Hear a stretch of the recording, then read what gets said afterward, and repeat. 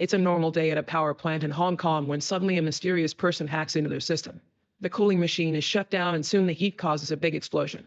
Hundreds of workers are killed or severely wounded and people within a 10-kilometer radius are evacuated.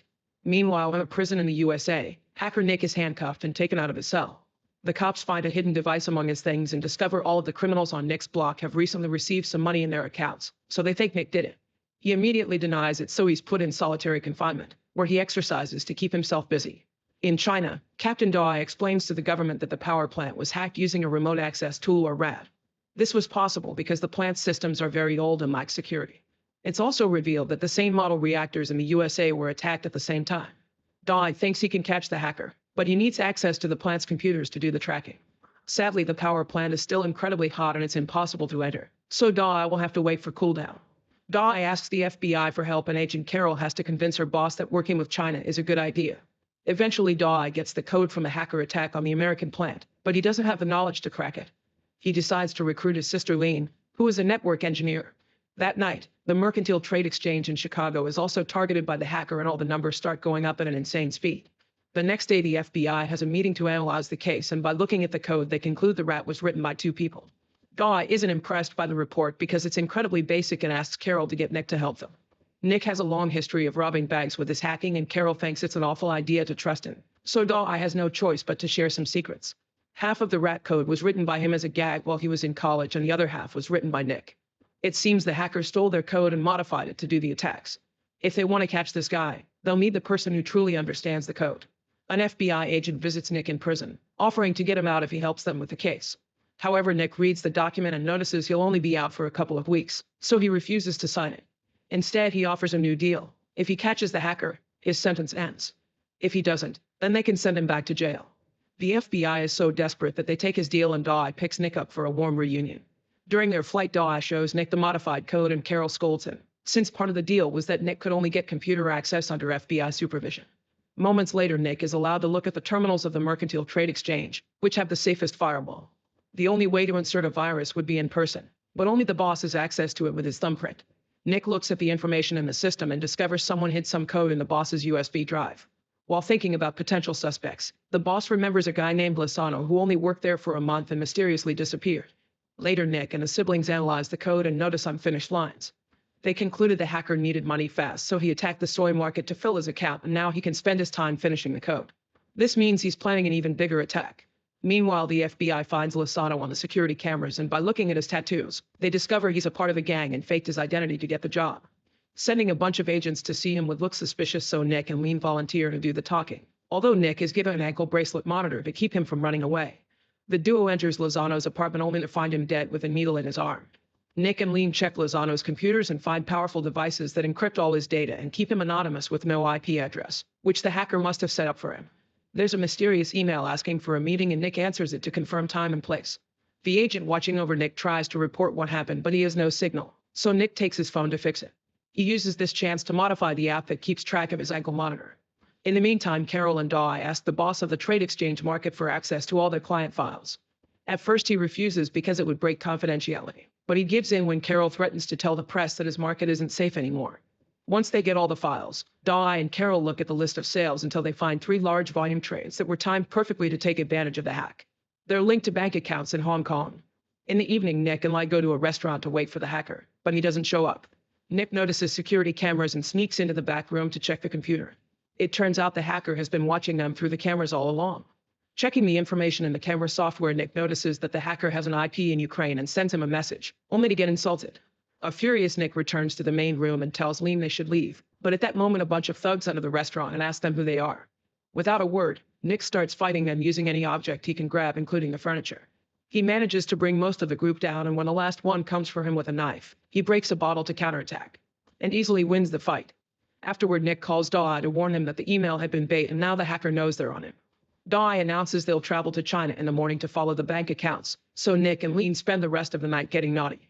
The next day, the group arrives at the power plant, where they're still rescuing victims of the explosion. The building is still hot, so they have to wait to access the computer. Next, they meet with the local police, who have tracked down the owners of the bank accounts. They seem to be 3 average thugs connected to a criminal known as Kasser, so they must be the hacker's front. The cops have been following them and notice no suspicious activity, but Nick checks their daily routes at the same time and discovers an address in common. Dai and Nick go to that location and find a police van doing surveillance on a Lebanese trafficker.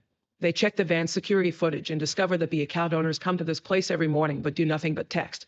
With a phone in hand, Nick searches the area until he finds a special signal and discovers a hidden transmitter in the bushes. They immediately connect it to a computer and confirm that the three account owners just need to walk by to pick up the messages from the hacker, which they can delete later to leave no evidence. Sometime later, the team notices that the money in the three accounts has been moved, which means the hacker has cashed out. When Dai rushes to inform Nick, he discovers he's been doing it with his sister. The team leaves on a helicopter to go after Kasser, and during the ride, Dai tells Nick to reconsider his relationship with Lean since there's a chance he may go back to jail. By the time they make it to the location, the team discovers the surveillance officers have been killed. They burst into the building and search every room, but it appears Kasser and his thugs are gone. There's a hidden passage in the floor, so the team descends to continue their search. Suddenly, the criminals open fire to start killing agents, who immediately shoot back. Kasser is there too, and he grabs an agent to use him as a shield. He shoots a few more incoming men before stabbing his hostage in the neck. Once Kasser and his man leave the tunnel, they get ready to blow it up, but the other half of the team is already waiting at the exit and they open fire. While the thugs shoot back at them, Kasser activates the explosives, which make the tunnel crumble and kill all the agents inside. Without this backup, the team at the exit is overwhelmed and more agents die during the shootout. They have no choice but to stay hidden behind some containers, which gives the criminals the opening to escape on a boat. As they sail away, Kasser is angry to notice one of his men is dying.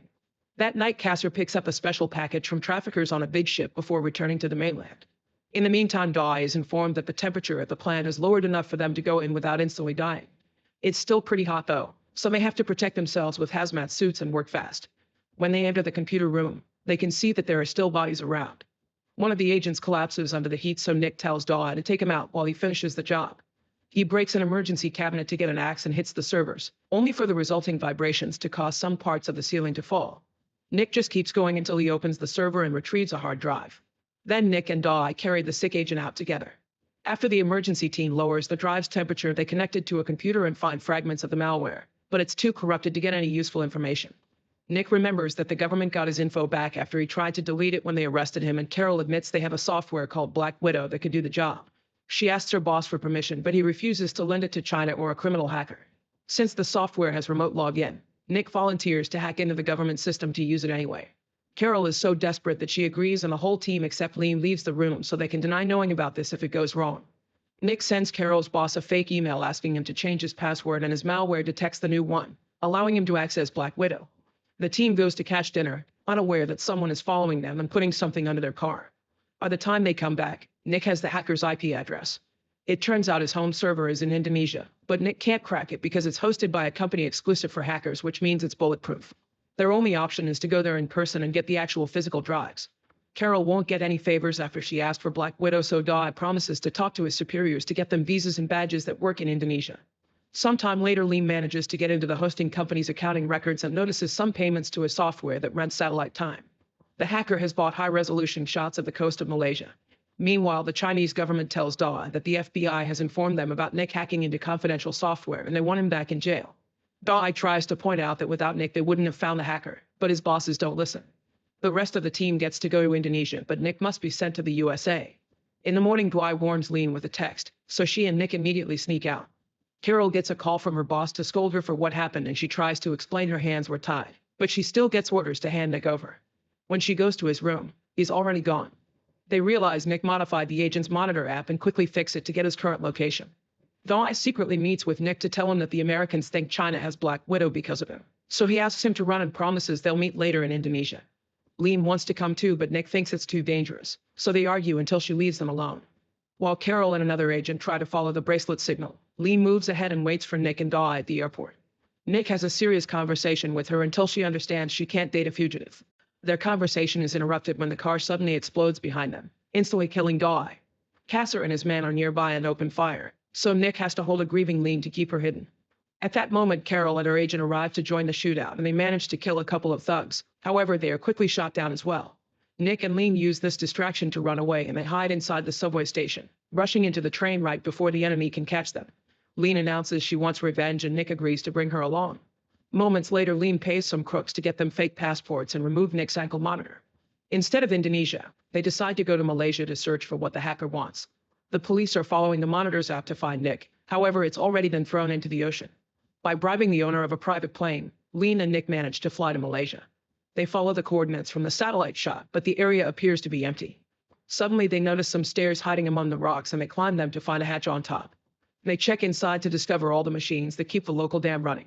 The water pump model is the same as the power plants, so Nick deduces that the hacker wants to sabotage the dam to destroy the tin mines and make a fortune by buying tin options. The previous attacks had only been practiced to refine the code. Sometime later, the duo makes it to Indonesia and buys a bunch of tools that they set up with their computers in their room. Next, Nick gets in a car on top of a parking lot and pushes a van off the roof to make it fall on the hosting company's building, causing great damage. Soon the area is filled with cops and emergency services.